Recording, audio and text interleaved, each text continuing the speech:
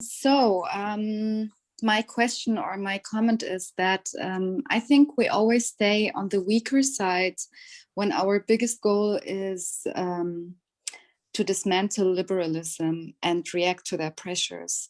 I remember that Muhammad Qutb, Allah yarhamu, he had a book, شبهات حول الإسلام. I think in English it's objections against Islam. And he says in the introduction in one of his later releases that he didn't want to release the book anymore because the whole method is wrong. And I think that we will only come in the same level when we confront and attack them as they do with us, instead of just reacting. And even worse, like some are integrating many components of liberalism into Islam, like we see now Muslim feminism, or support your queer Muslim brother, sister, etc. So yeah, what do you say about this? Yeah, I'm not familiar with the book, so I'm gonna download it and see what Muhammad Qutb's book. You know, I've obviously read Sayyid Qutb stuff on this matter. He seemed to have a very hardline approach, even in his tafsir. You know, on ayat, he would mention like this political situation is happening, and this is what the Muslims went through, and so on. And I think there has to be a healthy balance. If we really look at the corpus of like Hassan al-Banna and Sayyid Qutb and those and how they dealt with it, I don't think that I think they were, if you want to call it this, yes, they were polemicists, but they were also apologists. So in a sense that there was a degree of justification. Like they would mention the hikam behind why this is the case or why this is not the case, etc. That is very prominent in their readings, but they also go on the offensive quite a lot. And so the tradition, Muhammad Qutb, I haven't read his book, so I'd like to see what he has to say about it. But I think there's a healthy balance because people need different approaches. Different people require different approaches. And so long as their approaches are harmonized in conjunction with one another, I don't think there's an issue. So in other words, if some people want to specialize in justification and other people want to just specialize in polemics, which means to attack and offend, you can do that. You can, or you can do both.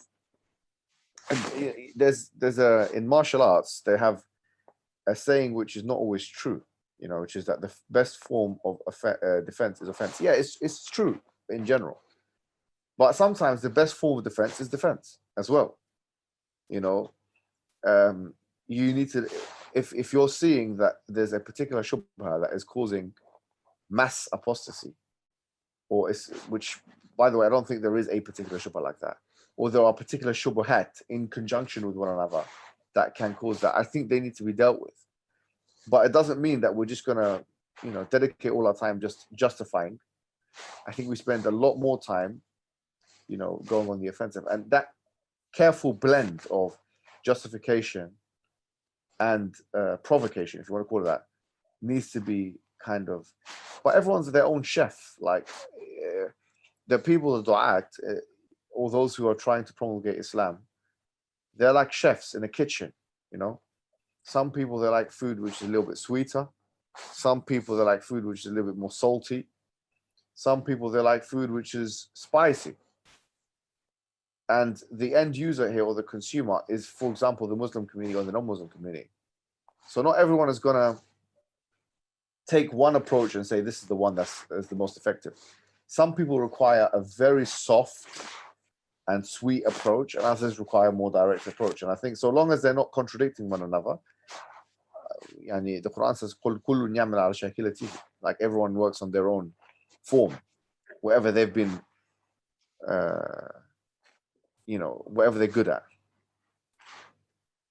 Like Floyd Mayweather, he's a boxer. I'm not sure if you've seen this guy. Yes. He's won 50 fights. He's never lost a bout. And his style is extremely, he's evasive and defensive. That's his style. Mike Tyson is extremely offensive and aggressive. But if Mike Tyson tried to be like Floyd Mayweather, he would have been unsuccessful.